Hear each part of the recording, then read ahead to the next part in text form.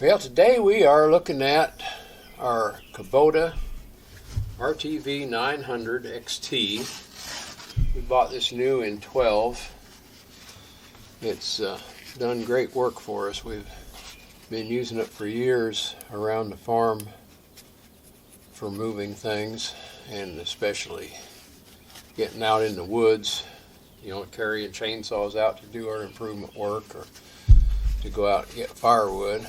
And recently had a problem crop up with it. I was getting under the right rear. I noticed a puddle, and it wasn't a puddle; it was a wet spot. I saw a wet spot under the right rear, and I moved it. I was sitting in the driveway anyway. I put it out in the barn. Went out the next day and there was a wet spot under it again. So that was a problem. And so, I raised the bed and started looking. And what we have here is the transmission, one of the transmission filters, this filter right here. This transmission filter fits right there. And the transmission filter sits on this thing. This is a heat exchanger. You have antifreeze line here and antifreeze line down below. Let me see if you can see that in the picture. No, you can't. There we go, moving the camera. Down below you have an antifreeze line coming in the bottom of this base and antifreeze line coming out of the top. And you see the bottom one is just about pulled off. And what this had done, this boss that it says heat exchanger it sat on, had rotated counterclockwise. Let me zoom in here a little bit. Get that centered up.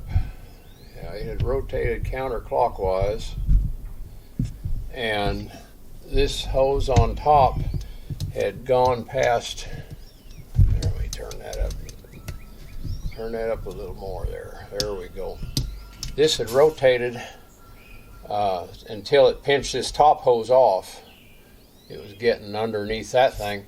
It had pinched it off, and the bottom one, it was collapsed most of the way, and it was being pulled off. That hose was actually pulling off. That hose should be all the way down to the heat exchanger. And so I got on the horn with the parts guy at H&R Agri-Power in Benton, Illinois. He worked for FB McAfoose when they owned the place, and he knows his parts.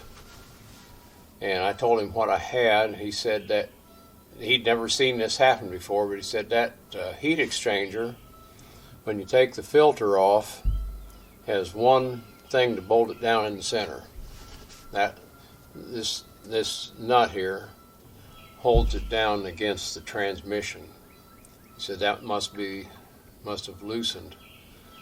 So with that, I grabbed my big channel locks, grabbed this and rotated just enough to unpinch those lines, and it didn't turn too hard, and came and got it in the garage here and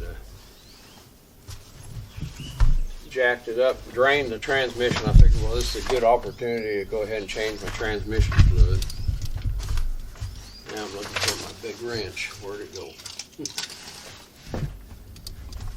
There it is. So I drained the transmission fluid. There's a filter at the back end you have to change also. I got it changed. Got my filter and took the filter off of this and got a wrench. And that is handy. Look at that. I took that off and I was able to turn that by hand. It was handy. So what we're going to do now, we're going to loosen that up a bit. There, you see that? And that rotates. That is really an odd thing. That literally was just hand tight. I was able to rotate that right away. So what we're going to do is set that back in the proper position and tighten that down, and then we can put a new filter on there. After I have the new filter on, I'm going to replace these hoses. They're 5/8 heater hoses, and those were stretched tight enough. I'm not going to trust them. I guess I could trust them, but I got new hose, and it's just a segment of hose on each one to another connection. So I'm going to replace those just in case the cordage in them is compromised. But I thought you all would like to see that. This is a Kubota RTV 900 XT. Bought it new in 12. And I don't know, that must have been loose from the factory, and it never leaked transmission fluid in all these years. But it was sure causing an antifreeze leak by pulling that hose off. And I feel really fortunate because we put a load of wood in this, or put a lawnmower behind it and go down the road. And had I gone down the road with this and that heater hose failed, or if this got loose and let it loose enough to let the transmission fluid blow, I would have cooked the transmission. So I could have cooked the engine, could have cooked the transmission, might have done both. Anyway, I got that nice and tight now. I'll grab a ratchet and snug that up. So when you change your transmission filter on this, check this right here in the middle when you change your transmission filter, and make sure that is snugged up nice and tight. It should not be handy. So I don't know, somebody on the assembly line must have been distracted or gone to lunch break right then, who knows. But yeah, that was literally handy. So you never know what you're going to find when you start mechanicking on things. So, hope this saves somebody some trouble. It's an easy fix, nothing difficult, just because that filter had to come off anyway for normal service.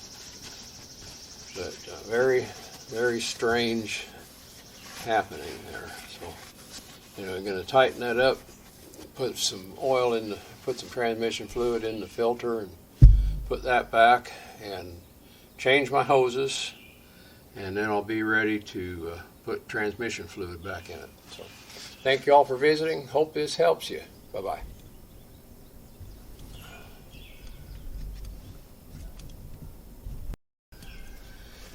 One additional little thing. Before you take these lines off, or this upper line at least, before you take this off, install your new filter. If you break this line off, you're going to spill antifreeze down this thing. You're going to run antifreeze into the base here, and you're going to contaminate your transmission with antifreeze. So be sure you put your filter on there before you break this loose. That's just common sense, and throw something on the ground there to catch the drips. Anyway, that's all.